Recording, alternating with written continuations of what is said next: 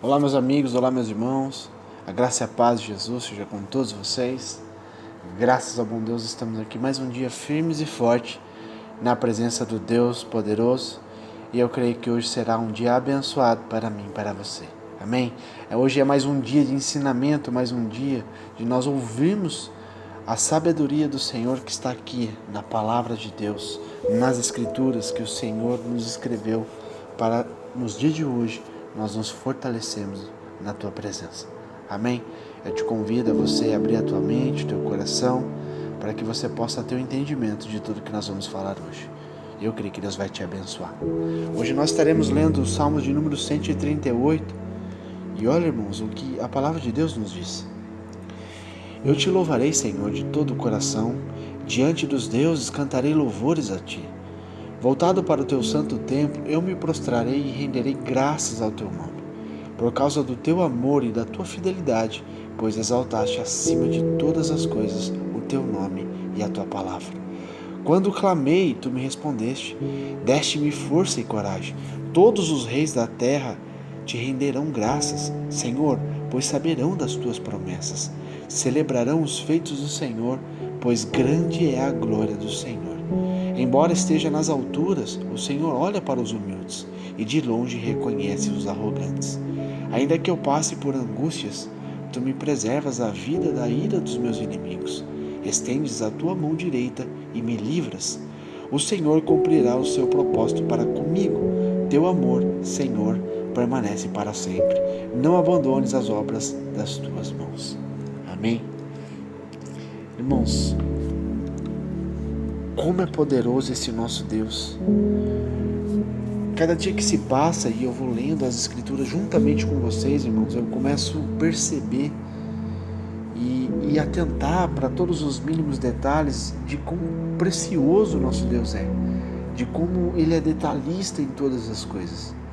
E aqui a gente vê como muitos de todos os hinos que nós lemos, irmãos, os louvores compostos por Davi, a gente vê que o Salmo 138, ele não identifica aqui seu contexto e não cita nenhum fato histórico específico como um pano de fundo, mas a gente vê as verdades que estão sendo afirmadas aqui em louvor a Deus. E nós sabemos que poderiam ser ditas em qualquer lugar ou momento, mas aqui no início desse Salmo, Davi ele oferece seu próprio louvor. Ele já começa no verso 1 dizendo: render-te-ei graça, Senhor. De todo o meu coração, na presença dos poderosos, te cantarei louvores. Prostrar-me-ei para o teu santo templo e louvarei o teu nome, por causa da tua misericórdia e da tua verdade, pois magnificaste acima de tudo o teu nome e a tua palavra. No dia em que eu clamei, tu me acudiste e atentaste à força de minha alma. Irmãos, a gente vê que Davi não mostrou vergonha de Deus. Ele cantava louvores na presença de pessoas em posições altas. Provavelmente aqui os reis mencionados no verso 4 que a gente vai ler, ele reconheceu a misericórdia de Deus em um sentido muito pessoal, pois Deus havia respondido quando ele pediu ajuda.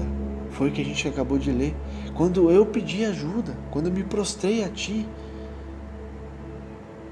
o Senhor me acudiu, o Senhor me ajudou, alentaste a força da minha alma. A gente vê que quando ele pediu ajuda, irmãos, aqui na abertura do Salmo, Davi mostrou seu entendimento de 3 coisas fundamentais para mim e para você entendermos o quanto Deus é precioso e quanto Ele é importante para nós, o como devemos dar ênfase a tudo isso. Primeiro, a sua própria posição. Davi aqui ele não demonstrou o orgulho de um rei, e simplesmente a humildade de um servo. Quantas das vezes quando uma pessoa ela é exaltada, ou ela se vê em uma posição de exaltação, irmãos, ela deixa o orgulho entrar dentro de si, a soberba entrar dentro de si, começa a passar a ser uma pessoa altiva. A gente vê que isso é muito comum nos dias de hoje, e naquele contexto também era. Mas Davi, irmãos, em momento algum ele deixou o orgulho tomar conta de si. E sim, ele foi a todo tempo humilde, A todo tempo ele procurou o bem do seu povo, o bem do povo de Deus. Ele viveu para isso. Foi por isso que Deus disse claramente que Davi era segundo o teu coração, porque ele cuidava mais do próximo do que a dele mesmo. Ele se doava pelo próximo, ele fazia o que era possível para poder fazer o povo de Deus viver em caminhos corretos. 2. Segundo tópico que devemos atentar, irmãos, é que a posição dos outros reis naquela época podem ser vistos como poderosos em comparação com outros homens, mas ainda ocupavam seus lugares subordinados ao Senhor. Davi entendia que, independente de situação, de cargo, de elevação, independente qual fosse o posto aqui nessa terra que ele se encontrasse, ele sempre seria subordinado ao Senhor. Ele sempre estaria inferior ao Senhor. Então ele reconhecia o teu lugar e sabia que o único que merecia toda a honra, toda a glória, louvor, majestade seria o Senhor, o Deus Altíssimo. Terceiro tópico muito importante, irmãos, que a gente observa aqui: a posição de Deus acima de tudo e de todos. Na segunda parte desse cântico, a gente vê que Davi fala do louvor que os próprios poderosos dariam para Deus. No verso 4 e 5 ele diz: render-te-ão graças ao Senhor todos os reis da terra, quando ouvirem as palavras da tua boca, e cantarão os caminhos do Senhor, pois grande é a glória do Senhor. Obviamente, a gente possa entender isso aqui, irmãos, que muitos reis têm ouvido e desprezado as palavras do Senhor, mas tal soberbo é tolice, irmãos. É tolo o ser humano deixar a soberba entrar em seu coração, é loucura. Lembra do rei do Egito, que não admitiu a soberania de Deus? O próprio Deus endureceu o coração daquele homem para mostrar para a humanidade que o único Deus que é capaz de todas as coisas é o Deus de Israel, o Deus Altíssimo. Lá em Êxodo 5, irmãos, a gente vê claramente a expressão de Faraó. Faraó respondeu: quem é o Senhor para que eu lhe obedeça e deixe Israel sair? Eu não conheço o Senhor e não deixarei Israel sair. Isso foi a fala que Faraó disse para Moisés, para Arão. Falou assim: olha, quem é esse Senhor que vocês estão dizendo, que está pedindo para que eu liberte os meus escravos? Vocês acham que eu vou deixar Israel sair daqui? Não vão. Eu não conheço o Senhor de vocês e eu não vou deixar Israel sair daqui. Ele teve a audácia de dizer isso, irmãos. E o que Deus fez? Para encurtar aqui a história, Deus permitiu ao longo de anos ali acontecendo fatos sobre fatos, pragas sobre pragas, irmãos. E Deus mostrou para a humanidade o poder e o domínio que Ele tem sobre todas as coisas existentes. Tudo Ele tem poder. E ali a gente vê, irmãos, que posterior passar tudo isso, e depois de haver aquele grande pranto no Egito, pois não havia uma casa sequer, irmãos, que não houvesse um morto, pois Deus permitiu que todos os primogênitos do Egito, que não houvesse aspergido o sangue do cordeiro sobre as umbrais, sobre as portas da casa, o espírito da morte ia possuir, ia tirar a vida de todos os primogênitos. Somente aqueles que tinham aliança com Deus foi poupado deste ato. E lá em Êxodo 12, a palavra de Deus nos diz, irmãos, que naquela mesma noite, Faraó mandou chamar Moisés e Arão e disse: saiam imediatamente do meio do meu povo. Vocês e esses israelitas sumam daqui. Vão prestar culto ao Senhor como vocês me pediram. Levem tudo, levem seus rebanhos, levem tudo quanto tinha dito. E abençoe a mim também. Porque eu estou entendendo que somente o Deus de Israel tem poder sobre todas as coisas. E ali os egípcios, irmãos, eles pressionavam o povo para que se apressassem em sair daquele local, dizendo: todos nós morreremos se vocês ficarem aqui. Vão depressa, saiam daqui. E a palavra de Deus fala que o povo de Deus, ali obedecendo a ordem de Moisés, que foi através do Senhor, pegaram todos os objetos de prata, de ouro, bem como roupas e todas as coisas. E o Senhor concedeu àquele povo, irmãos, uma disposição favorável da parte dos egípcios. Se você consegue entender, eles eram escravos, eles saíram de lá como um povo liberto e cheio de despojos. Eles levaram consigo a riqueza de Faraó. Deus abençoou o teu povo. Então a gente vê, irmãos, que a soberba e a altivez do homem nada é perante Deus. Pelo contrário, é loucura. É loucura. A gente vê que grandes homens poderosos que tiveram exaltação aqui nessa terra, irmãos, eles tiveram grandes ensinamentos da parte de Deus. Lembra do orgulho de Nabucodonosor, que era um rei lá da Babilônia? Aquele homem foi tão exaltado, irmãos. A palavra de Deus diz que ele dominava basicamente o mundo. Todos os países estavam debaixo das mãos daquele homem. Deus permitiu que aquele homem prosperasse de tal forma que ele dominava o mundo. E conforme aquilo foi acontecendo, irmãos, foi entrando dentro daquele homem a soberba, a altivez, pensando que ele estava em posição de ser dominador, de ser um Deus perante o povo. Irmãos, a hora que ele deixou entrar aquilo no coração dele, imediatamente Deus foi lá e humilhou aquele homem. Deus humilhou de tal forma, irmãos, que a palavra de Deus fala que o Senhor cortou ele pela raiz. E foi tão incrível que Deus fez, que o Senhor tirou a consciência daquele homem, tirou o raciocínio. Ele passou por 7 tempos como um animal no campo. Você consegue ter noção disso? Um ser humano se tornar um animal irracional. A palavra de Deus fala que ele andava de 4 no meio do mato comendo grama. Sobre o seu corpo cresceu os pelos como de um cachorro.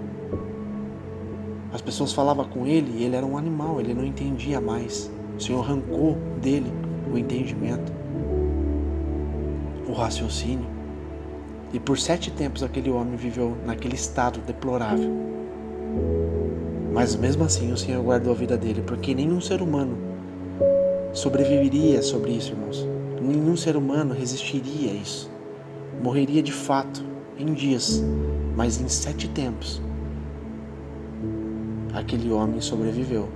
E depois, quando Deus devolveu para ele o raciocínio, ele disse essas palavras lá em Daniel 4:37: agora pois eu, Nabucodonosor, louvo e exalto e glorifico ao Rei do céu, porque todas as suas obras são verdadeiras e os seus caminhos justos, e pode humilhar aos que andam na soberba. Olha o que Deus faz, irmãos. Um homem que se autoglorificou foi abatido por Deus e ele reconheceu que ele nada é. Irmãos, nós nada somos sem Deus. Nada podemos sem a permissão de Deus. Os reis sábios que aceitam a palavra do Senhor se humilham diante dele. Deus, sendo muito superior a todos, sabe como tratar os humildes e também sabe tratar os arrogantes. E Davi aqui concluiu esse louvor, irmãos, com a seguinte frase, aqui no versos 6 e 8. Ele diz assim: o Senhor é excelso, contudo, atenta para os humildes. Os soberbos, ele os conhece de longe. Se ando em meio à tribulação, tu me refazes a vida. Estende a mão contra a ira dos meus inimigos, a tua destra me salva. O que a mim me concerne, o Senhor levará ao bom termo. A tua misericórdia, ó Senhor, dura para sempre. Não desampares as obras das tuas mãos. Os últimos versos aqui deste salmo, irmãos, tratam de Deus e as suas 2 categorias de homem já introduzidas. Veja os primeiros versos acima. Deus é excelso, ou seja, ele é elevado, ele é sublime. Ele é único, Ele é poderoso sobre todas as coisas. E mesmo assim, Ele se preocupa com os humildes. E Davi se enquadra nesse grupo. Os inimigos, porém, homens soberbos, eles sofrem a ira do Senhor e eles têm que reconhecer que nada são perante a face do Deus Todo-Poderoso. Davi, irmãos, adorou a Deus e chamou outros a honrar o mesmo Senhor, pois ele reconheceu a grandeza do soberano Criador, que exerce domínio sobre grandes e pequenos. Deus é poderoso hoje e eternamente. Amém? Esse é o Deus que eu e você servimos, irmãos. Esse é o Deus que nos chama para termos intimidade com Ele. Da mesma forma que Deus usou Davi para pastorear aquele rebanho numeroso, assim Deus chama a mim e a você para tomarmos posição de algo grande que o Senhor tem, para que nós possamos conduzir este povo para a salvação. Eu e você temos um chamado, temos um propósito. Temos que entender que Deus, Ele quer nos tratar, irmãos, para que possamos cuidar do seu povo. Entenda que você tem um chamado, assim como Davi tinha, assim como tantos outros homens e mulheres de Deus que escreveram um legado para nos ensinar nos dias de hoje. Milhares e milhares de anos se passaram através dessa palavra, irmãos, e ela ecoa até hoje, fortemente, nos instruindo e nos ensinando o caminho que devemos andar. Amém? Eu creio que essa palavra adentrou em teu coração, te trouxe um divisor entre o antes e o depois. Antes nós éramos ignorantes, antes nós não tínhamos conhecimento da riqueza deste Deus que servimos. Hoje você está tendo a oportunidade de conhecer um pouquinho de quem é esse Deus, excelso, elevado, sublime, poderoso. E que eu e você possamos se enquadrar também nesse grupo, nesse exército do Senhor, que vai trazer a vitória para o povo de Deus. Amém? Que Deus te abençoe. Eu sou o evangelista Fábio Palini. Não se esqueça de compartilhar essa palavra entre seus amigos, familiares, pessoas que você conhece que precisam ouvir uma palavra edificante, uma palavra que possa restaurar uma pessoa, curar, transformar uma pessoa, pois é isso o fundamento da palavra de Deus. Todas essas coisas e conduzir as pessoas à salvação. Que Deus te abençoe. Eu desejo ao teu coração que o Espírito Santo continue trazendo um discernimento dessa palavra e você continue meditando nela dia e noite. Não só ouvindo agora, mas que essa palavra possa continuar ecoando dentro de você e você vai entender o propósito de cada verso que nós lemos aqui. Deus te abençoe, meu amigo, minha amiga.